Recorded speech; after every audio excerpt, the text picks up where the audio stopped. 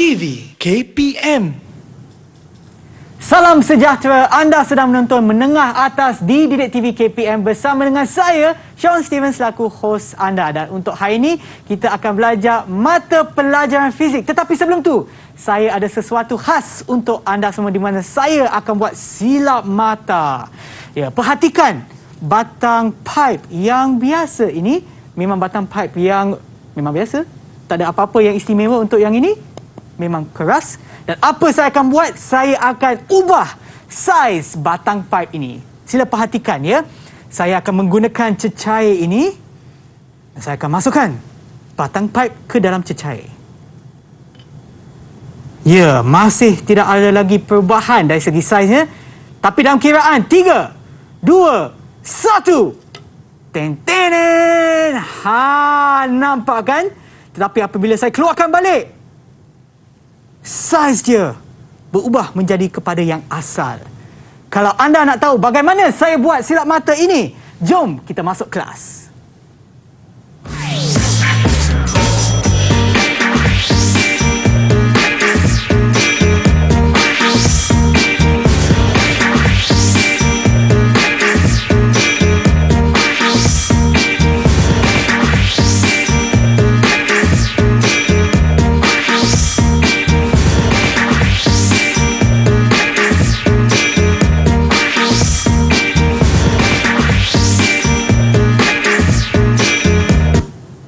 Dan bersama kita pada hari ini adalah Cikgu Afifi. Hai Cikgu, salam sejahtera. Sihat Cikgu? Sihat. Dan sebelum kita teruskan, apa kata kita amalkan SOP Cikgu, saya ada gel pembasmi kuman di sini untuk Cikgu. Dan seperti yang anda nampak di rumah tu, kita pun memakai pelitup muka. Jarak di antara kita berdua memang dijaga lebih daripada 1 meter Cikgu. Dan saya pun akan amalkan SOP. Terima kasih Cikgu. Yelah, kebersihan tangan mestilah sentiasa dijaga sama ada menggunakan gel pembasmi kuman ataupun hand sanitizer ataupun kerap cuci tangan dengan air dan sabun. Okey, baiklah Cikgu. Mungkin kepada mereka yang menonton tadi ke, mungkin mereka terhibur dengan silap mata saya Cikgu. Tapi mungkin Cikgu boleh terangkan bagaimana saya membuat silap mata tersebut Cikgu. Okey, sebenarnya mata tak silap. Ya. Mata kita tak silap. Okey, kerana ini apa yang kita buat sekarang ni ialah salah satu fenomena cahaya. Ya. Iaitu diperkenalkan iaitu fenomena pembiasan cahaya. Okey, baik. Sebenarnya pembiasan cahaya ni kita biasa dengar. Ya. Okey, cuma pembiasan cahaya ni sebenarnya ada banyak. Okey, salah satu dia efek dia pembesaran. Ya. Yang tadi yang Syam buat tadi lah. Okey, yang kedua pembengkokan. Macam mana kita akan nampak pensel boleh bengkok, straw boleh bengkok bila masuk dalam air. Okey, kalau kita tengok, kita akan tengok betul-betul. Okey.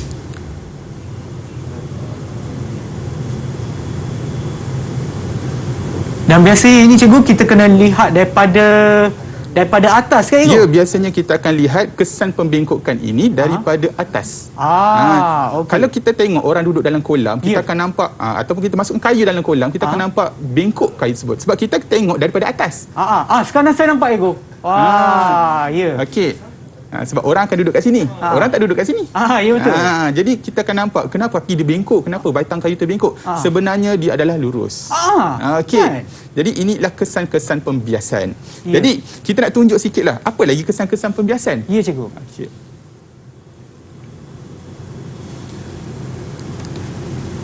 Okey Cikgu, silakan. Ya. Okey, kalau kita tengok ini contoh lain fenomena yang disebabkan oleh pembiasan. Saya ambil kat Google lah. Jadi kalau kita nampak kepala dia ke depan. Terapung pula. Badan ke belakang. Okey, ini semua ialah kesan-kesan pembengkokan cahaya. Okey, kenapa nampak? Kenapa itik dia macam rosak? Okey. Cerita sebenarnya saya terangkan secara animasi. Okey, ini adalah air, ini ada udara. Okey, kita berada di luar pemerhati. Jadi kita nampak kayu tersebut separuh masuk dalam air. Ya betul. Jadi apa yang berlaku ialah pembiasan cahaya. Macam mana pembiasan cahaya tu? Kalau yang berada di udara yang atas tu, kita akan nampak lurus. Masuk dalam mata kita, tak ada masalah. Tetapi yang berada di bawah tu, di dalam air tersebut, okey, bila dia nak keluar daripada dalam air ke udara, dia akan melalui pembiasan. Pembiasan tu macam mana? Pembengkokan cahaya. Jadi cahaya tu akan bengkok dan masuk ke dalam mata. Jadi bila kedua-dua cahaya itu masuk dalam mata kita, kita akan nampak lurus. Lurus macam mana? Kita akan nampak kedua-duanya straight. Kita akan nampak terpisah. Di atas air dengan di dalam air itu kita akan nampak terpisah.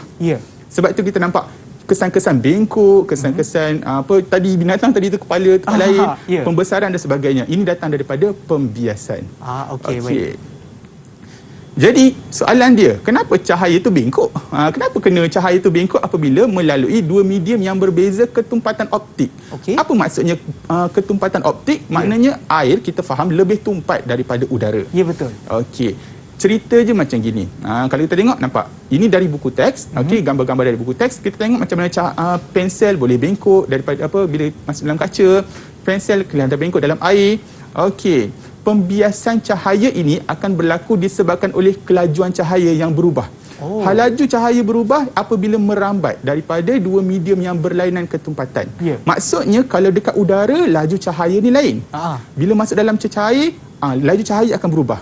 Masuk dalam pepejal, seterusnya dia akan berubah. Ya. Jadi perubahan laju inilah yang menyebabkan bengkok tadi tersebut. Okey? Ya.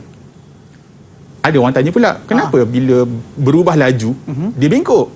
Jadi saya terangkan menggunakan animasi sekali lagi. Okey, cikgu. Okey, ini jalan tar. Ini kereta.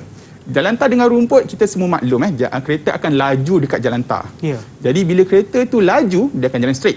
Ya. Tapi bila dia nak masuk dalam rumput, dekat rumput akan menyebabkan kereta ini perlahan. Ya. Okey, kalau tengok tayar A dengan tayar B, yang mana tayar kena rumput dulu? Tayar A, cikgu. Tayar A. Jadi tayar A akan perlahan. Ya. Tayar B masih laju. Ya, betul. Jadi bila tayar A perlahan, tayar B laju, dia akan menyebabkan terbengkok. Gitu. Jadi bila tayar A dengan tayar B, dua-dua dah atas rumput, dia akan meneruskan perjalanan. Tapi dah tak sama dah laju dengan yang dekat luar tadi. Ada pembengkokan, cikgu. Pembengkokan pergerakan. Ini baru kereta, cahaya pun lebih kurang konsepnya sama. Jadi senang cerita, kalau dia bengkok tu maknanya kelajuan dia berkurang. Ya. Lagi bengkok, lagi kurang laju dia. Okey, faham. Okey. Ini contoh. Ya. Perbandingan ketumpatan optik dengan pembengkokan cahaya. Kalau kita nampak sini. Okey, ketumpatan optik B lebih besar. Kenapa B lebih besar dari A? Okey, kalau kita tengok A ini kita kata bengkok menjauhi normal. Ya. Keluar. Okey, manakala yang D dengan C dia bengkok mendekati normal. Maknanya jika dia lebih bengkok mendekati normal, maknanya dia lebih perlahan. Kelajuan dia kurang sangat. Maknanya kalau dia jauh dari normal, dia semakin laju. Yes. Okey. Okey, cikgu. Saya rasa saya ada satu soalan di sini, cikgu. Okey, boleh. Di mana apakah yang akan berlaku kepada cahaya apabila cahaya melalui udara, dan juga apakah yang akan berlaku kepada cahaya apabila ia melalui bongkah kaca? Okey, untuk menjawab persoalan tersebut, seperti mana kita sebut tadi, okey, udara mempunyai ketumpatan optik. Okey, walaupun udara ni macam hanya zarah-zarah udara, dia juga mempunyai ketumpatan optik dia tersendiri. Manakala air juga mempunyai ketumpatan optik dia tersendiri. Jadi apabila cahaya melalui udara yang kita kata ketumpatan optik yang rendah masuk ke dalam kaca yang ketumpatan optiknya lebih tinggi, okey, cara logiknya, okey, dia masuk ke dalam kawasan ketumpatan tinggi, maknanya dia akan lebih perlahan. Ya, betul. Jadi ia akan melalui yang mana? Dia akan melalui daripada D ke C. Maknanya ketumpatan rendah ke ketumpatan yang lebih tinggi masuk dalam kaca. Maknanya dia akan mendekati normal. Kalau perangai dia mendekati normal ni, maknanya dia akan semakin perlahan. Faham, cikgu. Yes. Okey, baiklah cikgu. Dan saya rasa selepas ini kami akan menjalankan eksperimen bagi meningkatkan lagi kefahaman kita. Tetapi sebelum itu, jangan ke mana-mana. Kita akan berehat seketika dan kembali semula ke Menengah Atas di Didik TV KPM.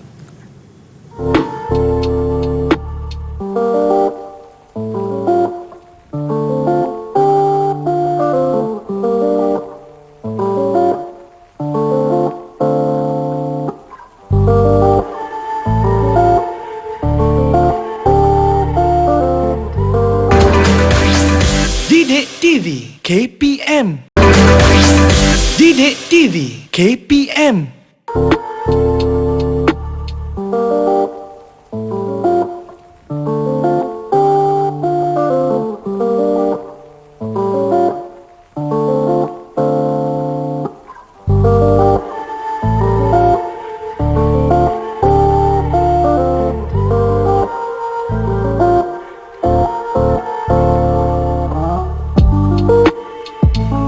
Kembali semula ke Menengah Atas di Didik TV KPM bersama dengan saya, Sean Steven, dan juga Cikgu Afifi untuk mata pelajaran kita pada hari ini, Fizik. Topiknya adalah pembiasan cahaya. Baiklah cikgu, jom kita teruskan. Okey. seperti kita tengok tadi, pembiasan cahaya berlaku apabila cahaya itu bengkok, apabila memasuki dua medium yang berlainan ketumpatan. Contoh daripada udara masuk ke dalam bongkah kaca. Jadi macam mana cahaya itu boleh bengkok? Okey, kita tengok sekali lagi. Mula-mula sebelum kita nak tentukan cahaya itu bengkok, kita kena tahu garisan normal. Garisan yang 90 darjah dengan permukaan kaca ini. Jadi kalau dia tak bengkok mana-mana, dia akan pergi straight. Jadi kalau kita tengok, diperkenalkan yakni sudut tuju. Di mana sinar yang datang kita panggil sinar tuju. Jadi sudut pada normal tersebut ialah sudut tuju. Jadi kita nampak cahaya akan terus straight jika tidak bengkok. Tapi isu dia ialah masuk dalam kaca dia akan bengkok. Bengkok ke mana? Dia akan bengkok mendekati garisan normal yang kita sebut tadi. Ini garisan normal, macam mana nak mendekati normal? Kita tarik sahaja dia mendekati normal.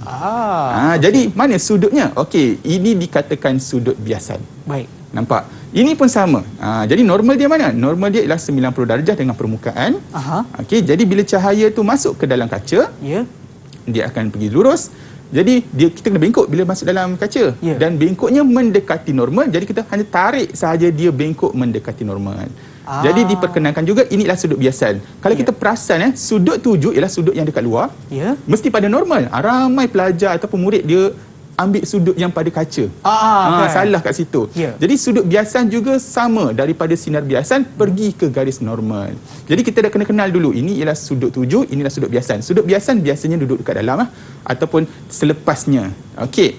Jadi kalau kita tengok, ni perbezaan sinar cahaya apabila melalui air, ini ialah air, ini bongkah kaca. Okey, kalau kita tengok yang datang, 50 darjah, 50 darjah. Yang masuk dalam air, bengkok, ini pun bengkok. Okey. Sekarang saya nak Syam perhatikan betul-betul apa perbezaan gambar ni Okey, kita tengok. Alright, dekat sini saya tulis yang masuk dalam air sudutnya ialah 40, yang masuk dalam kaca ialah sudutnya 30. Jadi kita nak tanya sikitlah Syam. Okey, ini ialah soalannya. Cikgu. Berdasarkan rajah A dengan rajah B. Ini rajah A, rajah B. Okey. Yang pertama saya nak Syam bandingkan sudut tuju. Yang mana sudut tuju tadi Berdasarkan pemerhatian saya, di antara Raja A dengan Raja B, sudut tuju bagi Raja A adalah sama dengan Raja B, di mana ia adalah 50 darjah. Ya, betul. Ini sudut tuju. Ya, betul. Mari kenal sudut tuju. Okey, sekarang B. Bandingkan sudut biasan. Okey. Sudut biasan, saya bandingkan saya nampak Raja A adalah 40 darjah bagi sudut biasan dan untuk Raja B adalah 30 darjah. Jadi kalau saya nak bandingkan, sudut biasan bagi Raja A adalah lagi besar daripada sudut biasan di Raja B. Tepat sekali. Ramai budak tak boleh jawab macam tu. Dia kata betul tadi kata. Okey, Raja A 40, Raja B 30. Dia berhenti dekat situ. Itu bukan perbandingan. Okey. Cuma penyataan Itu penyataan tak menjawab soalan. Okey, bandingkan ketumpatan objek. Kenapa sudut yang datang 50 sama, tapi kenapa bila masuk dalam air 40, bila masuk dalam bongkah kaca 30? Jadi dari sini kita memerlukan kefahaman kita tadi. Okay, kita bandingkan ketumpatan optik antara air dengan bongkah kaca. Macam mana pandangan Syam? Sebab yang cikgu sebutkan tadi, bila dia lagi tumpat, maknanya cahaya tu akan bergerak dengan lebih perlahan. Ya, betul. Disebabkan dia lagi tumpat, maknanya sudut biasan pun akan menjadi lebih kecil. Ataupun berkurang So daripada sana berdasarkan pemerhatian saya nampak ketumpatan optik medium bagi Raja B adalah lebih tinggi berbanding dengan ketumpatan optik medium dalam Raja A. Okey, tepat sekali Tania. Betul. Alright. Okey, tadi pun dah ada sebut tentang laju tadi. Bandingkan laju. Dah tersebut pun tadi jawapannya. Kita ulang sikit. Laju cahaya. Okey, disebabkan ia mempunyai ketumpatan yang lebih tinggi maka bandingkan laju cahaya. So jadi laju cahaya dalam Raja A adalah lebih laju berbanding dengan laju cahaya dalam Raja B. Betul ke? Betul, Okey, betul Tania. Dah risau. Okey. Memang betul Okey, kalau ikutkan dalam udara, sebenarnya dalam udara cahaya adalah paling laju. Paling laju dalam udara ataupun dalam vacuum. Jadi bila dia masuk ke dalam medium, dia akan semakin perlahan. Maksudnya paling laju sebenarnya kat luar ni. Jadi kalau dia punya laju berkurangan, dia akan menyebabkan sudut itu akan makin kecil. Makin kecil sudut maknanya makin perlahan ataupun memang betul lah Raja A lebih laju daripada Raja B. Okey, tahniah. Hebat sungguh. seronok dapat anak murid ni. Terima kasih cikgu. Kita bukan cikgu lah. Alright. Sekarang ni tadi kita tengok perbezaan laju cahaya. Tadi laju. Ceritanya laju cahaya dekat udara. Kita ada nilai yang tetap iaitu kelajuan cahaya di udara ialah 3 kali 10 kuasa 8 meter per second. Ataupun kita nak mudah sebut 300,000 300. Okey. Sebenarnya laju 30 juta kali kuasa 8. Tapi bila masuk dalam cahaya, bila masuk dalam bongkar kaca ataupun air, laju dia akan berkurang.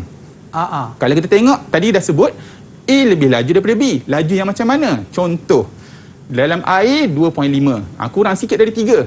Tapi yang masuk dalam kaca 2.0. Maknanya lagi kecil. Okey.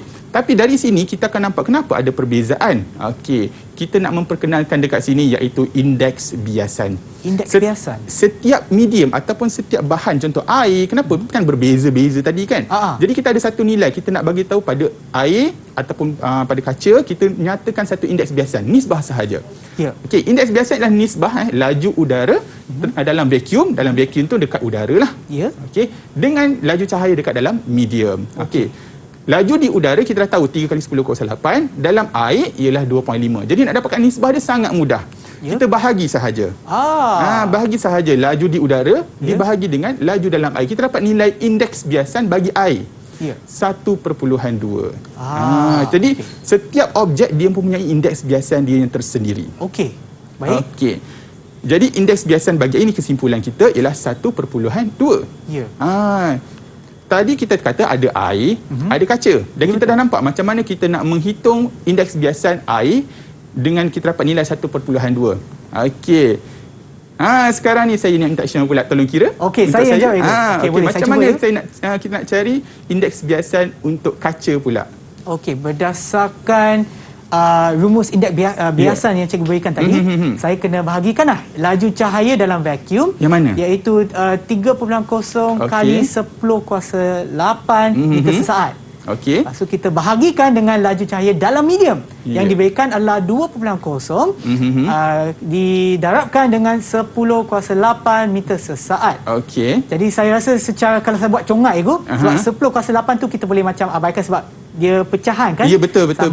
So dari kalau saya kirakan 3.0 tu kita bahagikan dengan 2.0, kita boleh dapat 1.5. Wow. Hebatlah matematik. Maknanya Sean tak perlu tengok kali 10 kuasa 8 ni. Sebab dia sama Dah ada dah. Potong-potong. Potong-potong. Okey. Betul. Alright. Maknanya kali 10 kuasa 8 kita potong maknanya 3/2 sahaja. Dapat 1.5. Wow, memang hebat matematik. Alright. Okey, memang betul jawapan 1.5. Kalau kita bandingkan tadilah, indeks biasan kaca adalah 1.5 ataupun 1.5. Okey, kalau kita nampak perbezaan tadi, air indeks biasan dia 1.2, kaca dia lebih tinggi. Bila indeks biasan dia lebih tinggi, nampak dia akan makin bengkok.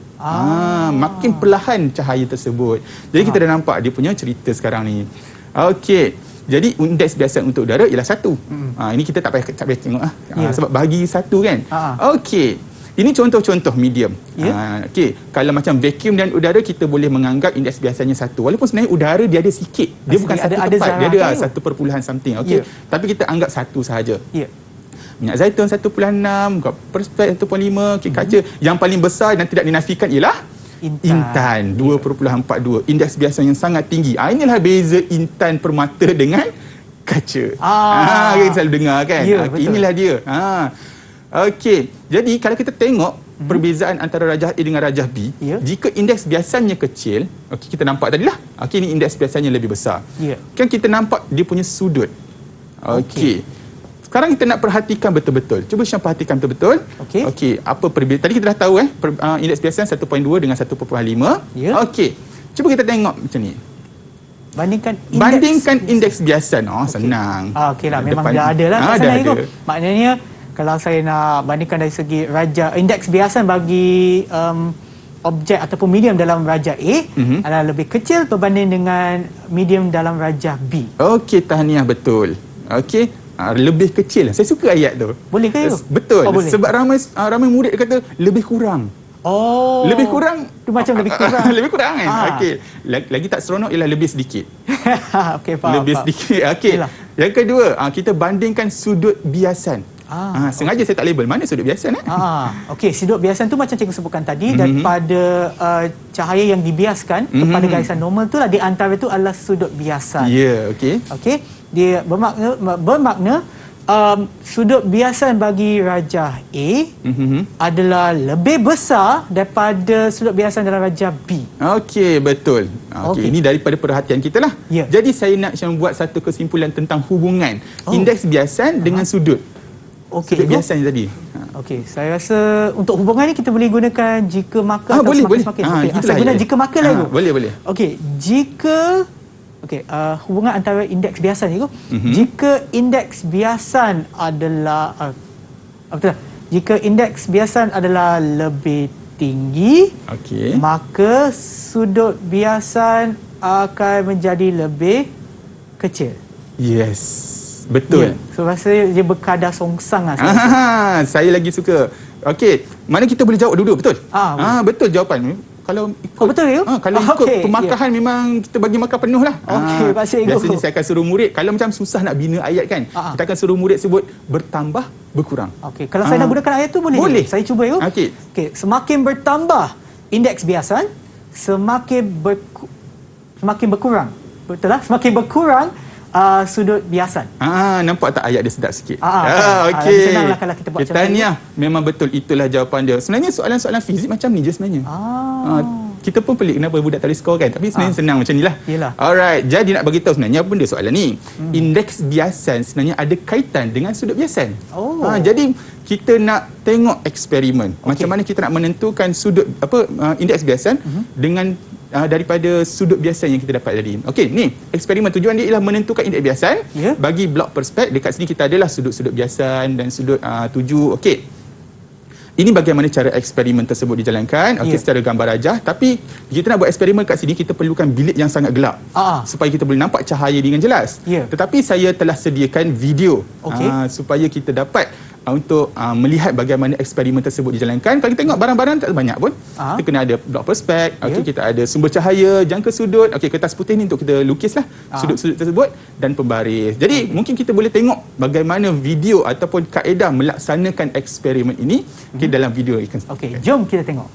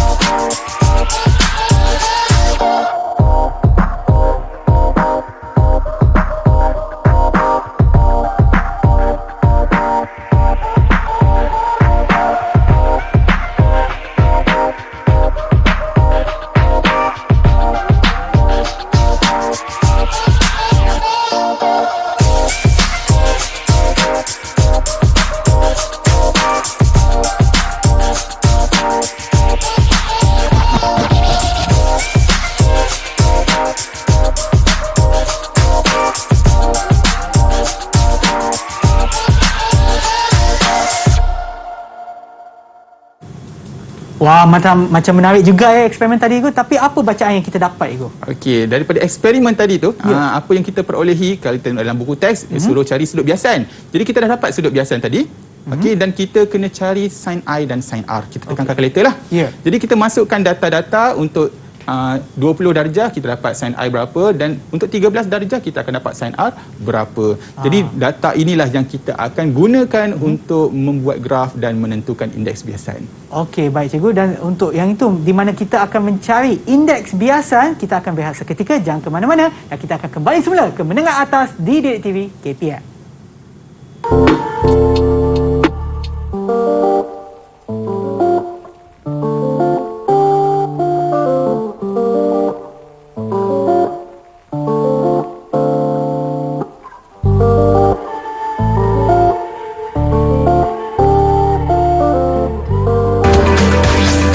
Didik TV KPM. Didik TV KPM.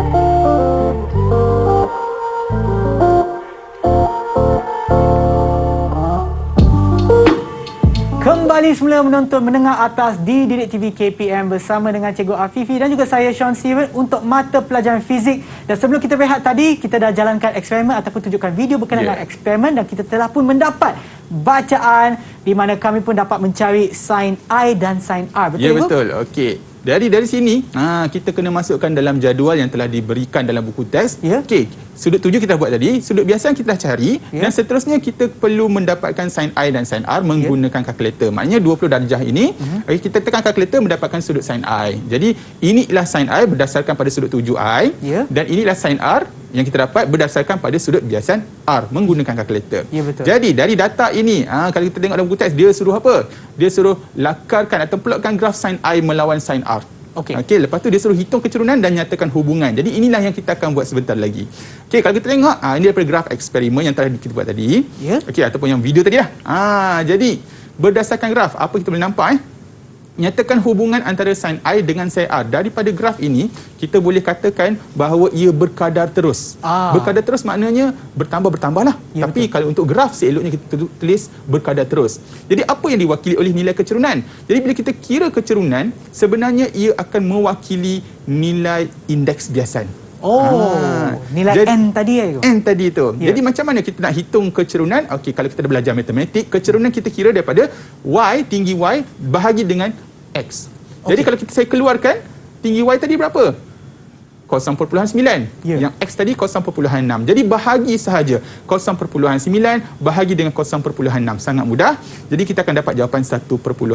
Jadi 1.5 ini indeks biasan bagi bongkah perspek. Okey. Kalau kita tengok sebenarnya, formula dia datang macam ini.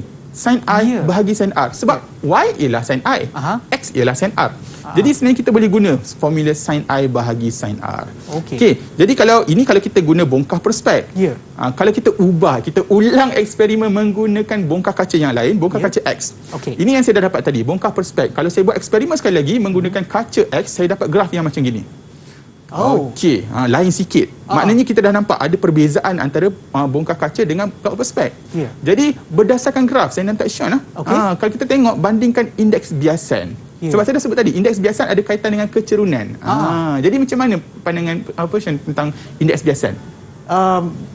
Kalau saya nak bandingkan indeks biasan antara perspek dengan kaca X, saya nampak indeks biasan bagi blok kaca X adalah lebih tinggi berbanding dengan blok perspek. Okey, betul. Sebab keturunan secara matematiknya, keturunan bongkah kaca X lebih tinggi. Jadi maknanya betul, indeks biasannya lebih tinggi. Bagus. Okey, kalau kita nak tentukan indeks biasan, kita kena kira sikit lah. Okey, ini ialah kita punya keturunan. Kalau kita nampak, tinggi dia berapa? 0.9 itu. Okey, dengan dia punya X berapa? X, nilai X ataupun sin R je adalah 0.4. Okey, jadi kita kena bahagi. Macam tadi lah. Ke boleh congak? Saya cuba Ego. Osh. Boleh ke? 0.9 dibahagikan 0.4 Ego. Itulah untuk mencari nilai N. Saya main teka lagi. 1.333. Okey, sin I bagi sin R 0.9 bagi 0.4. Ya.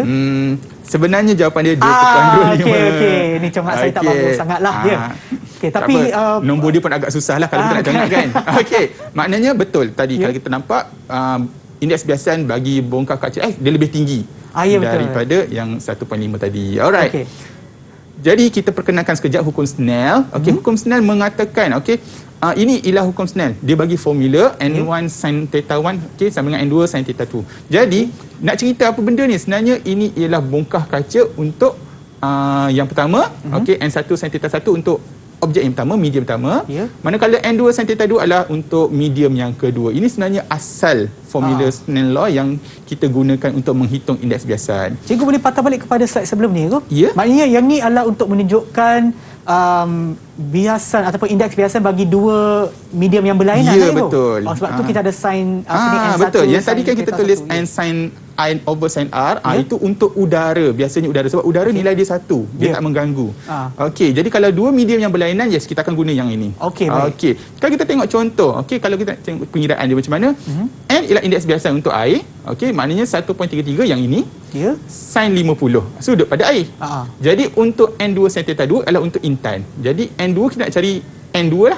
Dan sudut biasanya ialah 24.9. Jadi secara matematik kita boleh mengira berapakah indeks biasan bagi N2 iaitu intan. Dia gunakan formula ini juga, sama sahaja. Jadi kita akan dapat 2.42 untuk intan. Jadi kalau kita nampak cuba kita tengok yang kedua pula. Kalau saya tak boleh bagi jawapan yang akhir pun tak apa. Saya nak macam mana, apa yang nak kena ditulis kat sini sebenarnya. Okey, cikgu, saya rasa sebab dia sama macam tadi, cuma sebab nilai-nilai telah diberikan bagi N1 iaitu 1.33. Okey, betul. Sin theta 1 tu diberikan sebanyak 50 darjah. Okey, N2 tu saya rasa itu yang kita kena cari sebab tidak diberikan. Dan sin theta 2 ataupun untuk theta 2 nilai dia adalah 37.9 darjah. Okey, kita tengok betul tak masukkan dia. Okey, betul. 1.33 sin 50 sama dengan N2 sin 37.9. Maknanya kemahiran murid sepatutnya kena isi benda ni dulu. And then baru kita boleh kira N2 dengan menggunakan matematik. Yang ni kita kalkulator lah kan, main dengan sin ni.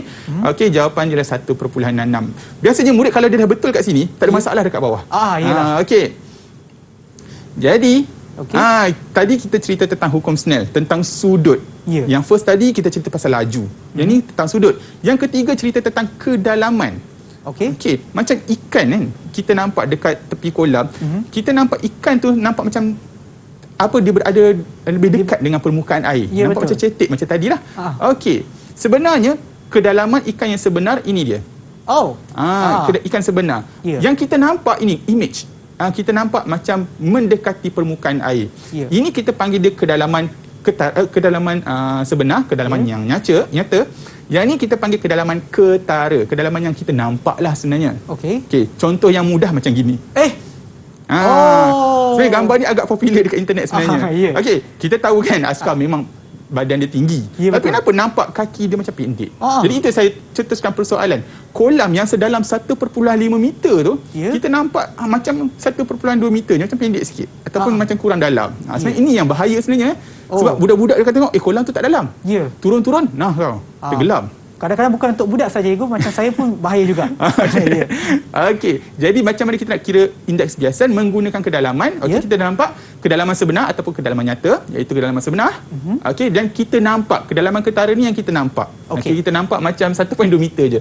Jadi kita boleh gunakan nisbah ini untuk menghitung juga indeks biasan bagi medium. Mudah, lagi mudah. Tak perlu nak sin tadi.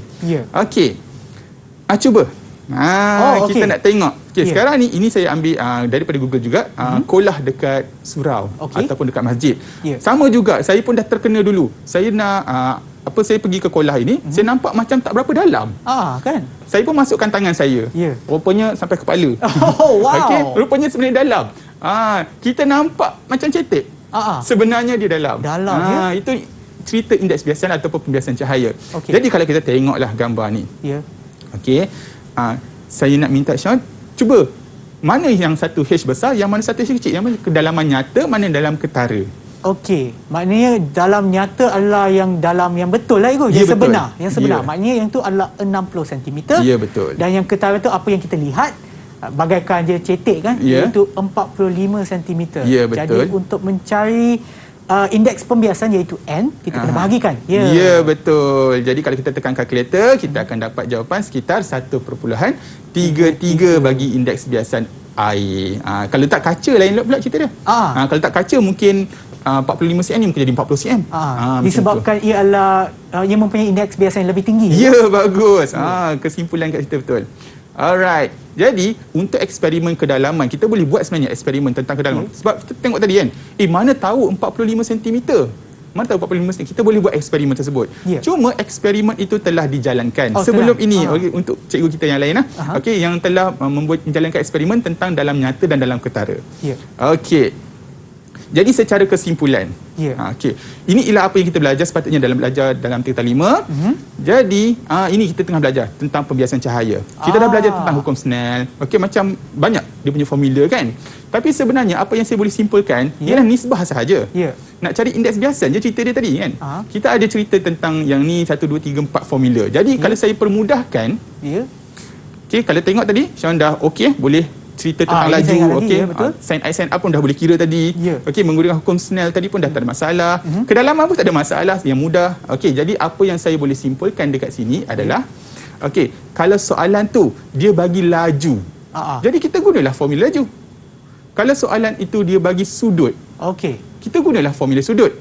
Kalau ada udara lah. Tapi kalau tadi Sean cakap, kalau ada dua medium yang berlainan, kita gunakan hukum Snell yang sebenar. Yang ada dua medium ini.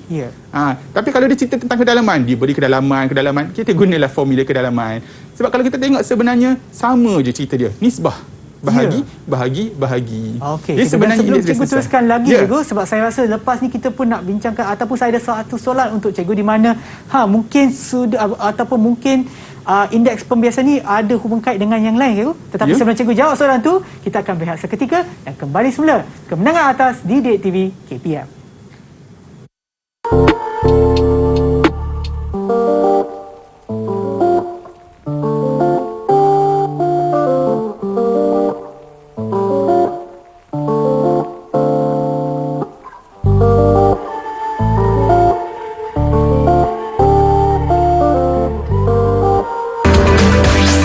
Didik TV KPM. Didik TV KPM.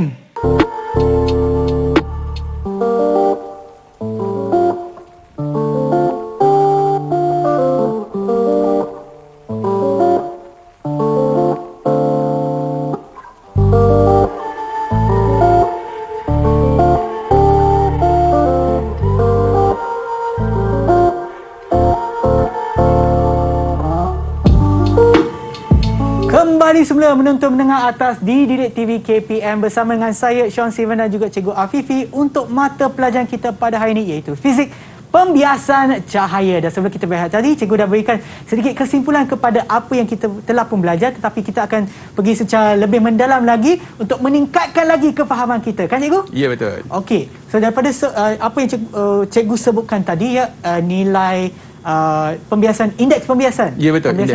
Indeks pembiasan sama dengan C bahagi V. Apa tu sebenarnya, Cikgu? Kalau kita tengok balik, sebenarnya inilah formula-formula yang untuk menentukan indeks biasan. Macam saya sebut tadi, kalau dia beri laju cahaya, kita guna C bahagi V. Di mana C ialah laju cahaya dalam udara. Bahagi dengan laju cahaya dalam medium. Manakala sudut dan sebagainya, kita boleh tengok. Tadi kita tengok gambar semua tayang dekat sini kan, tak main langsung lah benda kita kat depan ni. Jadi saya akan tunjuk sikit macam mana dikatakan laju cahaya tersebut. Kita ada beberapa alat dekat sini. Mungkin tak berapa jelas lah sebab kita cerah. Cuma nak bagi tahu, contoh kita ada laser dekat sini. Baik. Macam mana dikatakan laju cahaya tersebut berubah apabila kita laju cahaya dekat atas ini, nampak cahaya, dan apabila dia masuk ke dalam air, lajunya berubah. Inilah katakan C ialah laju cahaya di udara, dibahagi dengan laju cahaya apabila masuk ke dalam medium. Jadi sebenarnya bila cahaya itu masuk dalam air ni, sebenarnya kelajuan dia berubah. Jadi kat sini yang kita akan bahagi ataupun kita akan cari nisbah antara laju cahaya di udara dengan laju cahaya dalam air. Dan disebabkan ketupatannya berbeza tu. Ya, Bagaikan betul. kita dalam bilik kosong, kita Ya. masuk ke dalam bilik yang banyak orang. Okey. Kalau kalian nak lari kat dalam tu susah juga Ya, sebab betul. dia Uish, banyak orang. Bagus analogi tu. Ya. Betul ke itu? Ya, betul. Okey. Ya, itu adalah dari segi laju cahaya. Itu dari segi laju. Okey, yang kedua dari segi sudut. Okey, Ya. kalau sudut biasanya kalau dekat tadi kita guna eksperimen, okey. Sebenarnya kita boleh gunalah eksperimen seperti tadi. Ya. Okey, contoh kita ambil ini adalah lampu. Aha. Kita boleh tengok dia punya sudut. Jadi kita boleh Ya. kira dia punya sudut dalam bongkah kaca. Ya. Okey, dalam bongkah kaca kita ada beberapa jenis lah. Ya. Okey. Mana-mana pun kita boleh guna. Asalkan kita dapat di mana sinar yang tuju dengan sinar yang dibiaskan. Ya, betul. Okey. Jadi tidak ada masalah untuk menentukan indeks biasan menggunakan objek-objek ini. Okey. Kalau kita tengok dua medium yang berbeza tu, N1 sin theta 1 apa benda tu? Contohnya macam gini. Ya. Saya keluarkan dululah. Okey. Nak minum? Tak apa ibu, belum lagi. Okey. Nanti lepas lah. Okey. Yang tu Okey. pula adalah bukan bongkah kaca juga kan? Kita katakan tadi kita ada perspek dengan bongkah kaca. Ya. Perspek ni dia macam plastik sikit lah. Kaca Okey. sebenarnya dia lebih berat. Ya, Dia lebih okey. tumpat. Jadi contoh dia katakan N1 sin theta 1 tu sebenarnya dua medium yang berlainan yang ya. bukan udara. Okey. Contoh mudah kita ambil bongkah kaca ini kita masuk dalam air. Oh. Basah Boleh, pula ya? tangan saya. Okey, boleh. Okey. Okey, jadi kalau kita nampak, kalau kita ambil cahaya dan kita suluh, maknanya cahaya itu melalui bongkah kaca. Ya. Melalui air dan masuk ke dalam bongkah kaca. Okey. Maknanya dia dah bukan cerita udara dah. Okey. Dia cerita air dan masuk ke dalam bongkah kaca. Jadi kita ada dua medium yang berbeza Yang ketepatan bukan udara. yang bukan udara. Sebab Okey. udara ni nilai dia satu. Jadi tak kacau kan? Ya. Jadi bila cerita dia macam ni, yes, kita akan gunakan hukum Snell yang original yang asal. Okey. Dan mana satu lagi ialah kedalaman. Okay, di mana kedalaman kita dah ada buat eksperimen sebelum ni dalam Mahir. Jadi sama juga cara dia kena guna pembaris. Kita tak ada pembaris kat sini. Okey. Okey. Kalau kita tengok kedalaman yang sebenar, okey, kita boleh bandingkan dengan kedalaman yang dekat luar. Okey. Jadi cara dia kita kena lihat dari atas. Dari atas. Dari atas kita tengok yang mana kedalaman yang kita tengok setara dengan yang dekat luar. Okey. Jadi dari situ kita boleh nampak perbezaan sebenarnya dari segi kedalaman daripada air. Biasanya kita guna air lah sebab air kita boleh masuk dalam dengan pembiasan kat luar. Kita bandingkan saja. Kalau kita ni letak dalam air, ni dekat luar. Kita check yang mana sama tinggi. Yang mana sama tinggi. Jadi ini yang dalam air. Yang ni dekat luar. Jadi kita nampak macam sama tinggi. Okey. Jadi situ kita boleh nampak ini ialah kedalaman yang ketara. Ya. Inilah kedalaman yang sebenar. Gitu. Macam kalau kita bandingkan lah macam kolam renang yang cikgu sebutkan tadi. Ya, sebut. Tadi mungkin kalau kita berdiri kat luar, okey, kita nampak memang dia bagi yang nyata ataupun kedalaman yang sebenar iaitu 5 kaki contoh. Tapi kalau kita berdiri kat sana, kita lihat kat bawah, nampak dia punya dasar kolam renang Ya, tu. betul. Dia macam 2 kaki sahaja. Betul. Daripada sana kita pun boleh mengira pembiasan ataupun indeks pembiasannya iaitu 5 kaki contohlah 5 Betul. kaki bahagi 2 kaki kita dapat indeks pembiasan dia adalah 2.5. Lebih kurang. Lebih kurang kan? Okey. So macam itulah itu. Betul. Ya. Jadi disebabkan perbezaan-perbezaan inilah yang kita katakan pembiasan cahaya tadi. Itu yang tadi kita nampak fenomena tadi tu yang Syong buat magic tadi. Tiba-tiba jadi besar. Kenapa jadi besar kan? Kerana pembengkokan cahaya tersebutlah. Bila pembengkokan cahaya berlaku, kalau untuk yang beaker ni pembengkokan cahaya dia akan menjadi normal dan akhirnya masuk ke dalam mata. Dia bengkok nampak, dia membesar dan masuk ke dalam mata kita akan nampak dia semakin besar. Okey. Jadi secara keseluruhannya apa yang kita buat pada hari ni, okey. Sebenarnya indeks biasan tadilah secara umumnya bila nak suruh kira indeks biasan tak payah pening-pening. Dia sama ada nisbah sahaja. Nisbah ikut soalan bagi. Soalan dia bagi cerita tentang apa? Tentang sudut ke, tentang laju ke ataupun tentang kedalaman. Jadi dengan menguasai formula, bukan susah pun formula ni. Senang sahaja bahagi kan. InsyaAllah kita boleh buat ataupun kita boleh kira dengan mudah. Ya, cikgu. Okey, boleh teruskan cikgu? Okey, jadi dari segi penutup.